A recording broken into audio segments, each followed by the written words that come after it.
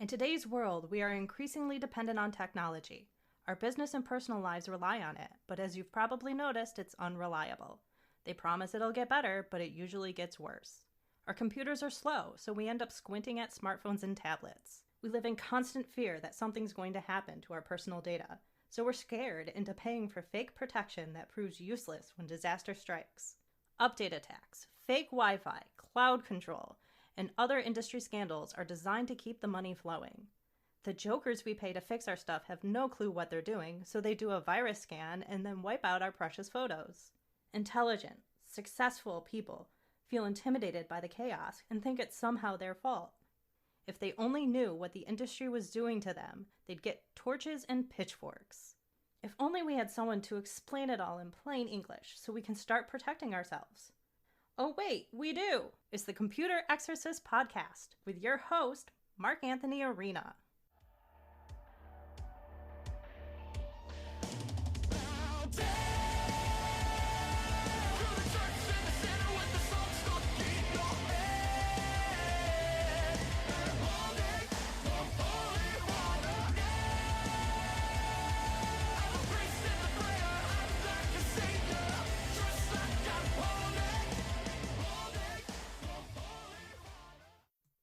From the Wallace Memorial microphone in my home office, somewhere in Western New York, it's the Computer Exorcist Podcast. Thanks so much for joining us today. That's right, I said us.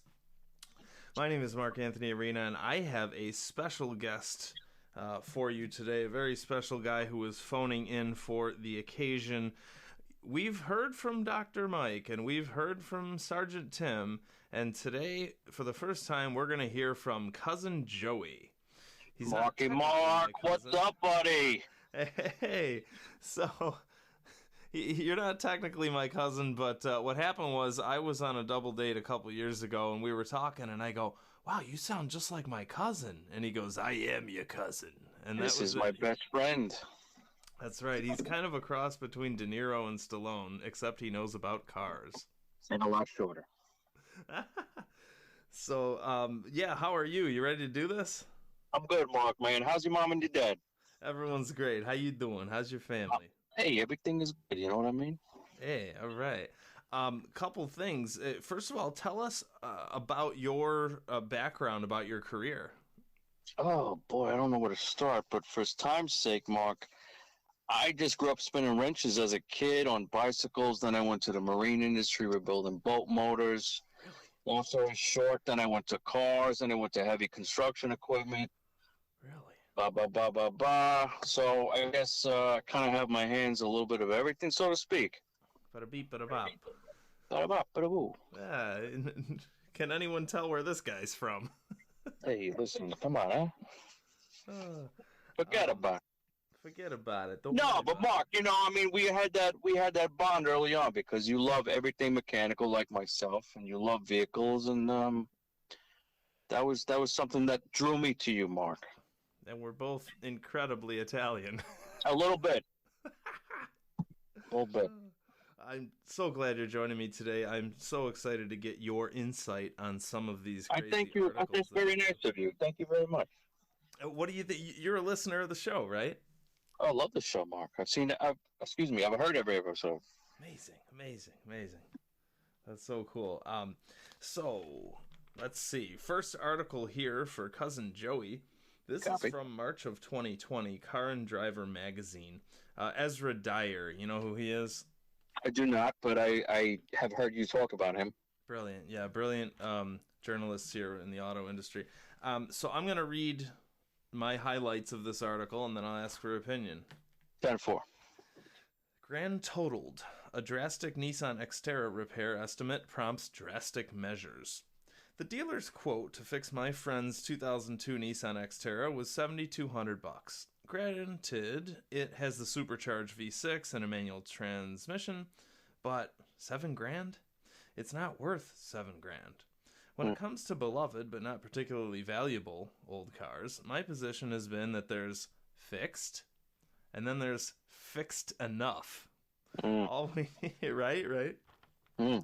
All we need is a little luck, tools, and a healthy disregard for factory specs. if you're looking for one of those fancy mechanics who uses actual gaskets and reinstalls 100% of the bolts he removed, you came to the wrong guy. Wow. The most expensive part of the estimate was $3,500 for a blower. So it's a supercharger blower. Mm-hmm. Presumably that's for a blower hewn from billet platinum with gaskets of caviar installed by the light of a fire fueled by Chippendale desks. What? Hysterical. He's a wordsmith. He is. Later that day, I pushed a wheelbarrow through the rows of salvage cars at a junkyard, looking for a Nissan Xterra, and trying not to get distracted by all the other treasures. No, I'm not here for a Chrysler Crossfire or a Cadillac DeVille, or a 1988 5 Series. So, as luck would have it, 2 wrenches and some pliers, and prize extracted, I discovered this particular M62, which was the blower for that particular Nissan motor, was already on its second go-around, but that's a peril of scavenging. The thing that's wrong with your car was probably also wrong with the car that got scrapped. And I saw that before when I worked in the laptop parts industry, where, okay, look, hinges would go all the time, right? If you weren't careful with your laptop and you'd fling it open and slam it shut, you'd break the hinges. But there are other parts that just don't break. For example, the bottom case, right? It's just a piece of plastic on the bottom. It doesn't see a lot of damage.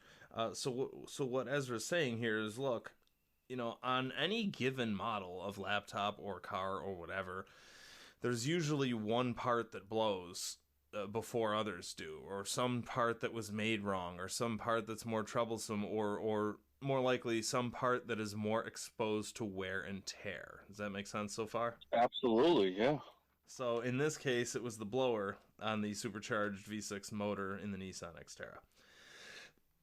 Because I couldn't find any YouTube videos on how to replace the supercharger, I decided to make one myself. And I donned a mullet wig and a Bon Jovi t-shirt and called myself Randy. Wow. The Nissan Xterra was boosted once again, and for $3,400 less than that estimate. So it was originally $3,500 for the blower portion of that estimate, and he did it for $3,400 less. So he got a blower for $100. That's incredible. That's not counting all the Bud Light that Randy required. The next time a dealer hits you with a huge bill, maybe try a visit to a junkyard instead. The worst that could happen is your car still doesn't run. All right, you've given me a lot to unpack, and immediately I got to address the fact that you're right. Every single car and every manufacturer has strong points and weaknesses. And thank God for this age of technology we live in. There is a plethora of knowledge available to you to really find out, like to the pinpoint, what those are. And the beauty of this whole thing is that there are tons and tons of aftermarket companies now that know about these weaknesses and have come out with incredible, for lack of a better word, fixes. And they will sell you a much better bearing or a much better hinge, so to speak, or much better part. When I was working in a certain company in 2008, we almost manufactured our own hinge for, I think it was like a 2002 Apple laptop, because only the left hinge broke. Literally, there's a gold mine if you're smart enough to engineer a proper fit, and it doesn't have to be complicated. It just needs to be sturdier than what the factory was. Brilliant idea. Brilliant. Making it a better car or a better whatever. I would encourage anybody that has that aptitude to find a weakness in. I mean, God, there's just gobs of money to be had if you can do that. You're so right. And even if you're not an engineer, if you're a business person, whatever, you find the people, make it happen. We were going to hire a factory to do this. I think a lot of people get intimidated, and really it's Occam's razor. I mean, the simplest answer usually is going to be the proper solution. Oh, I like that a lot. Don't overthink it. If you need a better bearing, then source a better bearing. Yeah, if you need, and that's the thing too. You ever see I mean, anytime you go to a car dealer, right, you get those little stickers that say, "Be sure to use genuine factory parts." And Well, okay, that's nice don't and get me everything. started on the dealership's relationship with the customer. That's a whole episode. That's a whole But other, right. But what I'm but saying is sometimes, hmm and in my opinion, I always go toward third party because usually they try harder to do a little bit better quality than the factory. But of course, there's duds as well. But what I'm saying is, you could get a genuine factory part, or you could look for a third party that's known to do a better quality part. I think that you're onto something with advising people. You got to find out the failure and find other people that have had success with a better part, and then have them give you that information as far as, okay, I found, like, have you heard of Dorman? No. So Dorman is an aftermarket company, and they make parts specifically for what you're saying, Dorman. They specifically specialize in failure-related replacement parts that are better than OEM. Brilliant. They've literally built a billion-dollar business on just that. They're a great company. I've had a lot of success with them over the years, and honestly, Mark, they're usually 50% cheaper. What besides, that's Yeah, I incredible. mean, But I love your idea, and I love your recommendation to the listener is find something out there, right? I mean, find something that's bothering you, and chances are it's bothering everyone else with that oh, with particular car. almost with 100% certainty, if you have an issue with said vehicle, there is definitely someone else that has already had that issue with that vehicle or machine or boat. I mean, this is a cross-plane thing. I mean, this Mhm. is not just cars. This is like snow blowers and generators. I mean, they all have their little quirks, and once you can fix those things, you could be sitting on a very, very reliable piece of whatever it is, car, Of boat, course, a lot of it plane. is making sure we always have the right to repair, and I'll get you on for another episode, and we'll Oh explain God, about oh right to God, repair. that drives me nuts when they do that. Yep. All right. Anything else? Any other thoughts on this article? No, I would encourage anybody to just spend 10, 15 minutes. Forums. I mean, if you don't know about forums, go to forums. Research research it. It's actually very fun. It's very rewarding It is. to really like become Sherlock Holmes of your vehicle or your piece of equipment. You will find it so rewarding. And you know what? I bet those people are Don't be thrilled. Like, I'm intimidated. thrilled to give people advice, right? If someone calls me up and, hey, Mark, I've got thus and such printer, what do I do? I'm thrilled to give them advice. Well, Mark, if I know you and it's an HP printer, you tell me to throw it out the window. That's right. Throw it in the ocean. I learned. That's right. That's right. You know your stuff. I do. Okay, ready for another one? I'm ready, Mark. All right. September 2020, Autoblog.com. 2020 Chevy Corvette confirmed to have a brake sensor contamination issue. The 2020 Corvette and a number of other GM products are confirmed to have an issue with brake sensor contamination in the brake-by-wire system. And this terrifies me, by the way. Brake-by-wire means you no longer have a mechanical part that connects your foot to the actual brake. Okay, so in the old days, you press your foot on the brake and it pushes some kind of metal arm or a hydraulic and it squeezes the brakes. So there's nothing between you and the brakes besides real reality, real metal parts. Unfortunately, what they're doing now is drive by wire or brake by wire, where now you press your foot on the brake and an evil computer has to be alive in order to send a signal, a command to those brakes to stop. That's called scary, in my opinion. Anyway, contamination of this material may cause an interruption of communication between the sensor and the brake boost system under certain conditions. For context, the Corvette's brake-by-wire system is significantly different from a traditional braking system. It combines master cylinder, vacuum booster, vacuum pump, and electronic brake control module into a single unit. Oh, great. So it's one part that's going to break, right? It's all integrated. They love integrated. So Yeah. instead of replacing one of the four parts, you put the whole thing in the garbage and buy another massively expensive part that's all glued together. Wonderful.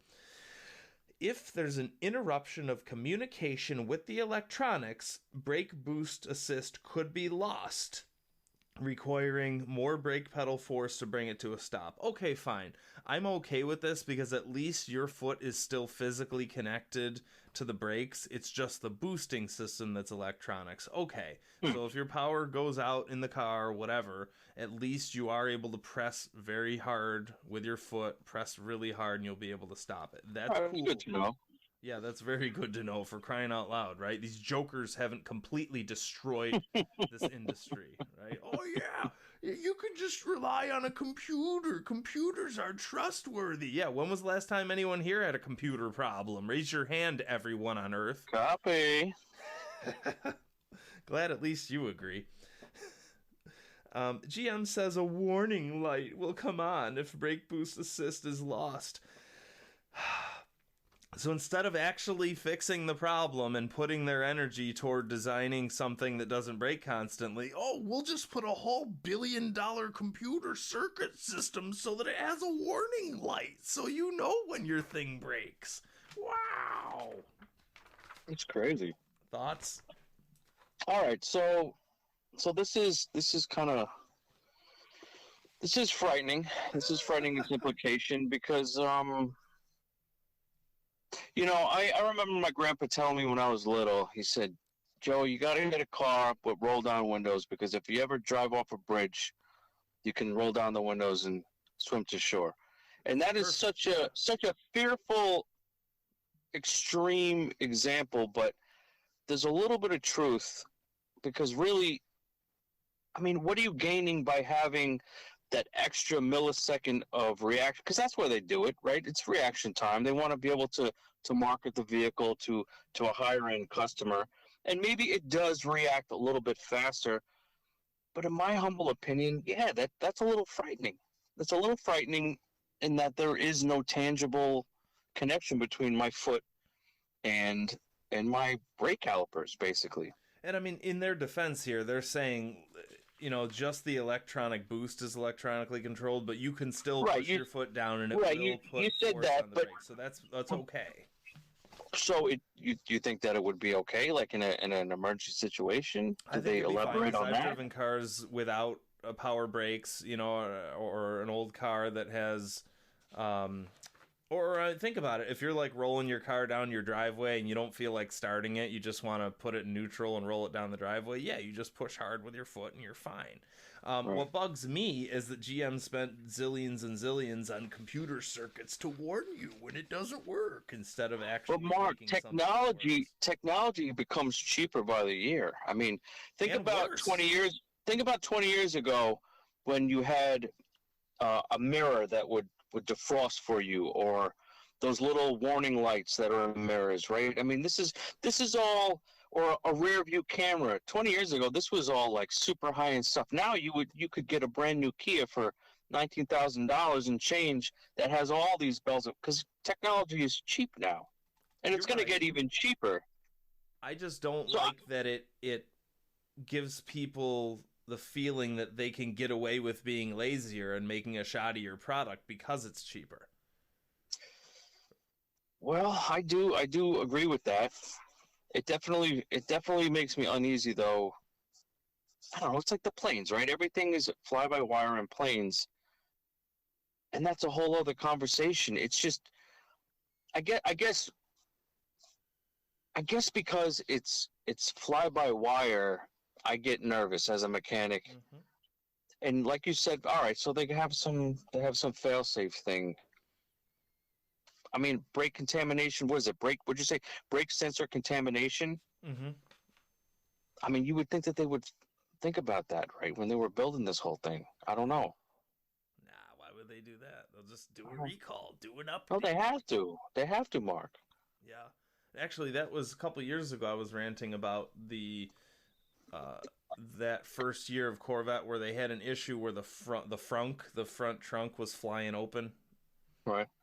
And that their solution was do an update and do another light on the dashboard that says your frunk is open instead of. Well, dealerships make a lot of money off recalls. You got to remember, dealerships make a lot of money off recalls. Oh yeah, Well, you'd think then that the manufacturer would try to avoid recalls. No, they make a ton of money off of recalls. So, any other thoughts on this? Mark, I don't know. I mean, I think I got everything on that one. I mean, that was like, wow. I mean, I didn't expect that one from you. I'm impressed that you're delving deep, Mark. Well, it's been in my briefcase since 2020. It was just waiting for me to meet you. Oh, so then we got to get some 2023 things. We will. We're just behind. You know what I'll do, Mark, and for the listeners, I'll do my due diligence and start sending you stuff too. Oh no, I'm already far behind. Wait till I catch up. What were you gonna say? I'm like a what? Which one? A few seconds ago, you said I'm like something. You're just a due diligence monster.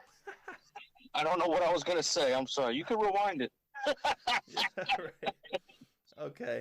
All right. Final article here. Autoweek.com, October of 2020. Electric MGB is another glimpse of our Gattaca-style automotive future. RBW EV Classic Roadster features a body from new MGB spare parts. This is cool. So it's 50s, 60s design, but it's still brand new parts, so they're not dirty. Roadster has a 94 horsepower motor and 160 mile range, so that's certainly healthy because you're not going to take a little tiny MGB on a road trip. You're just going to drive it to your local car show. There's a cottage industry of EV converters, and it's emerging alongside the larger automakers. So this is really neat, right? There's zillions and zillions of old cars sitting in people's driveways that just need a new motor. So rip out the engine, throw in this electric motor, and you've got a working vehicle again for a couple grand. The automotive future, previewed in the 1995 film Gattaca, by the way, which is my favorite movie. That's a good movie. Ethan Hawke. That's right. Favorite movie. Where classic cars from the 60s whoosh around silently is one step closer to reality. And what they did there in the movie is they had 60s design, gorgeous cars, and people had the slick back hair and they wore dresses and suits and everything, but it was the future, so the cars were electric. This isn't a conversion of a vintage car to electric drive, but it's a new EV wearing a heritage-shaped body shell from British Motor Heritage. Okay, so this is actually not plopping a new motor in your car that's been in your driveway for 30 years. This is a little better.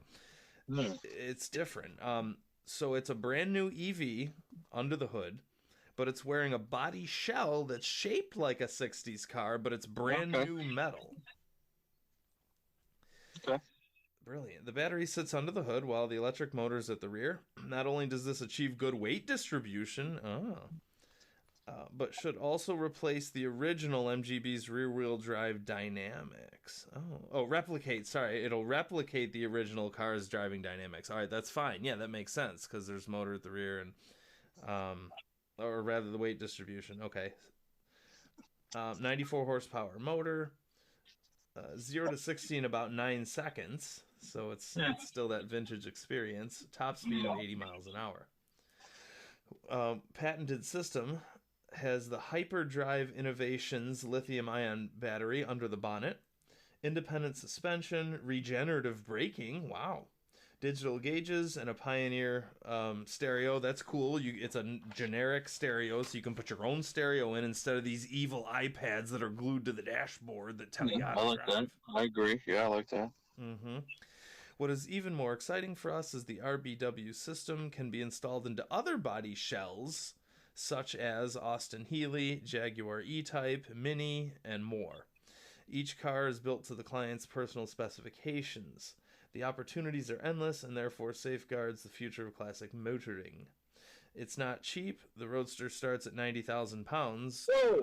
Yeah, I mean, but that's not a bad price for a brand spanking new MG with 60s design and presumably that doesn't includes have labor? Of computers crawling all over it. Is that labor? Is that labor included in that 90 grand?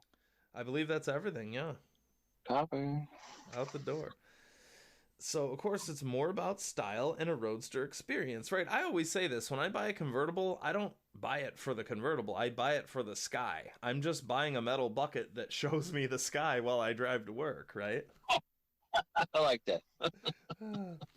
Is this a glimpse of our electric future where skateboard platforms allow any classic to be coupled to a battery drivetrain? Yes, yes, Yeah. it definitely is.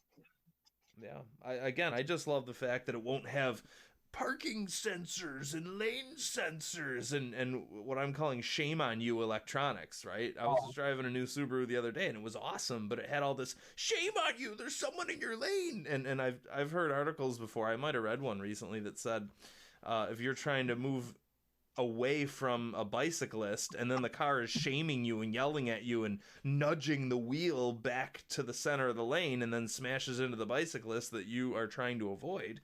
So Mark, I gotta just stop you. We are going to that sort of civilization where the car will drive you. You are not driving the car. You know that. It's brutal. Absolutely brutal. This is the reality of where we're going. Mm-hmm. And if you don't agree with that, then you need to do a little research. And the sad reality also is that when you get in the car and there is any sort of decree from the powers that be that say, hey, you know what? This guy doesn't conform. The car will drive you to the police station locked inside of it and say, we're very sorry, but we have to bring you and give you severe punishment. And you'll be locked in your car. The car will drive you to the police station. It's a great idea. It's very Knight Rider and it's very cool, but I bet you 99% of the time it's going to blow false alarms. Mark, we're headed to a very scary future. You know why? This is a recurring theme on my show and in my books and everything else. It's because it's a centrally controlled mechanism where you have no recourse if you are innocent. Right, it's control, Mark. Everything's going to be controlled. You're going to need to sign into your house every morning when you wake up. And it's one thing if like your town board or your town sheriff or something controlled the car, but it's all completely central. Okay? Yeah. And if you sign into your house, right, that's a perfect example. Next time we have a pandemic, heaven forbid, those Amazon Ring cameras and those Amazon doorbells and those Amazon locks, there's a central server that's going to keep us all locked into our home, heaven forbid. Oh, that's their dream. Don't let them inch their way into your life. Don't buy these evil thermostats. I've done millions of episodes on this. Done millions of episodes. I really think that I mean, we've talked about this endlessly, but I think really the first thing is like you got to change your mindset.